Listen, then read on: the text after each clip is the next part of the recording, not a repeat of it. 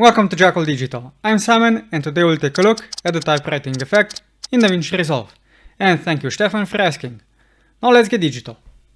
You can do this effect in a couple of ways. I'm in the Fusion composition. If you don't have it, you can open the media pool, right click, make a new Fusion composition, create it, and when you have it, click and drag it onto the timeline. Then select it and go into the Fusion page. Once inside the Fusion page, make a text node and type in some text. I'll use this one. I'll display it on the right. So this will be the text that I'll be using. And the simplest way to animate the text is to go to the point of the animation where it will start, maybe frame 30, and you can use the write on function. I'll keyframe it and drag the end to the beginning.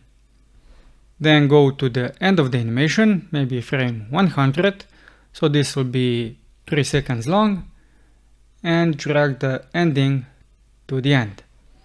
Now when you play the animation, it looks like this.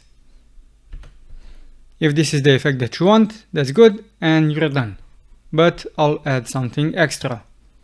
Now in the next example, I have two same texts. The left one uses the write on function, but this one uses a follower. Now if we see the difference,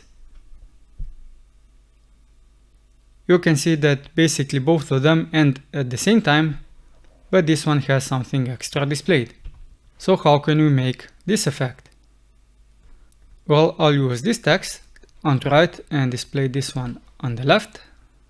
So this is how you can animate it easily. Now let's get rid of the write on function, so you don't have any animation going on, as you can see. And you'll want to go to the shading, apply a color if you want to this one. So maybe we'll go with this color. So now that you have the color, select element number 3, which will be the background, enable it, choose the solid fill or the border fill, leave these two options alone. We'll adjust first the horizontal and maybe the vertical extension. You can then click on the eyedropper tool, hold it and go over the text, so it's the same color. The adjustments that you do here will depend on the font style. So if I go back and select the same font as here, this was Microsoft Himalaya. Now you won't be able to see anything. Maybe if we lower the opacity, we'll see something, so that we can make the adjustments. You'll also want to lower the softness. So I've used 1.5 and 1.5. But you could also lower it to 0 to have everything solid. I'll now increase the alpha again. So now we have that and we don't have any animation. And to fix that, we'll go back to the text, right click in the text field, and we'll add a follower. When you do that, the modifiers tab will be clickable. So click on it. In here we'll be adjusting the delay. By default it's set to between each character and from left to right. So depending on the frame that your project has, this could be, I don't know, maybe 1/4 of a second for one character, or maybe less or more. This depends on you. So you can set it to like 6 frames, but you can also set this to between first and last character, and this will display the whole text in the span of the time that you set. The maximum value is 25, but you can simply increase this to something that you want. In this case I've typed 1000, but as you can see this only goes to 359, so I would have to increase the whole clip. So let's say that this will take 100 frames and it will go between first and last character and from left to right. You also have a bunch of other orientations. Then go to the shading. Now in here you can uncheck one, go to number 3, and in here select solid, and we'll be adjusting the opacity. Let's say that maybe the animation will start at frame 30, so keyframe that and lower the opacity to 0. 2 frames forward the opacity will be 1, and 2 frames forward the opacity will be 0 again. Now the animation is almost done. When it comes to the actual following, we still need to hide the text and get rid of the block at the end. Because the animation starts at frame 30, we can also start the text at 30. So select the first element, set the opacity to 0, keyframe it, and then let's say at frame 40, this will go to 1.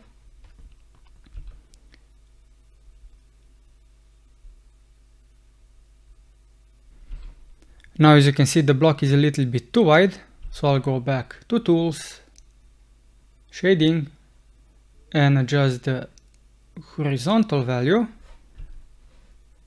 Now it looks a little bit more like it should. We still have a block here, so to fix that, it's quite easy. Go back to the text. You can also do this in the modifiers since the text is the same. So what you can do, you can add either a space. This will shift the text a little bit, as you saw, or you can use Enter, and this will shift the text up. So you might have to position it.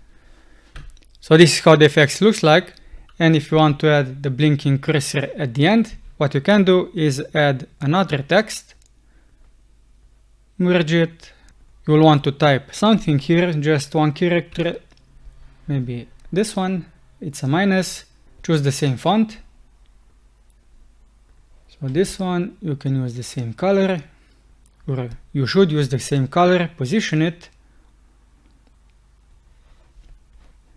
Then go to Shading, enable number 3, so you have this, make it a block, choose this color, soften it up, have the same softness, and then you'll have to go a bit back so that you can position it to the same height. You can also widen it now. So maybe something like this, and when the animation ends, we'll animate this. Let's say we'll animate it from this point. You can do this in two ways. We'll be animating the opacity, and we'll disable number 1 because you don't want it. So we'll just animate this. So you can do this by keyframing it at this point, then go couple of frames forward, make it a 1, and go forward again and make it a 0. Then what you can do is go to the spline with the node selected, select opacity, hit zoom to fit, select all of the nodes, press F to smooth this out, and you can simply set relative, and this will animate it all the way till the end. If the animation is too fast, what you can do is go to keyframes, with the node selected, go to opacity, control and mouse wheel to zoom in, and you can use the positioning of single frames to adjust the animation. So the animation is a little bit too slow, so I'll just move it back to this point, and as you can see, the animation adjusts automatically to the frames that you have. That looks good. And now the second way to animate this is to use the sine wave. You can watch the previous video on how to do that, but simply put, we'll use an expression. You can right click and make it, or you can type in equals and press enter, then type in sine. We'll use the current time, which is the current frame, and we'll multiply this by 0.5 to slow it down a little bit. And if you take a look, I think the blinking is okay, it's fast enough, but you don't want to have it blinking constantly. So we'll go to the end of the animation of the text. Maybe at this point it starts blinking. Because this text block was made with the text node, this one and this text node is in the foreground, the blend will only affect that particular text. So we'll be animating this. So we can adjust the blend here. We'll say it will be visible from this point on, but anything before this will be hidden. So as you can see now, when the text finishes typing, the cursor starts blinking. And how can you do this effect if you have a lot of text? Well, sadly you can't use the text wrap node. As you can see, I have the same text just to test this out. And as you can see, we don't have any shading options. And if we disable it, we won't have this blocking animation. So that's one thing. You can add the follower. As you can see, I have it, but this doesn't do anything, at least for the text wrap node. So what you can do is use the notepad hack to wrap the text around.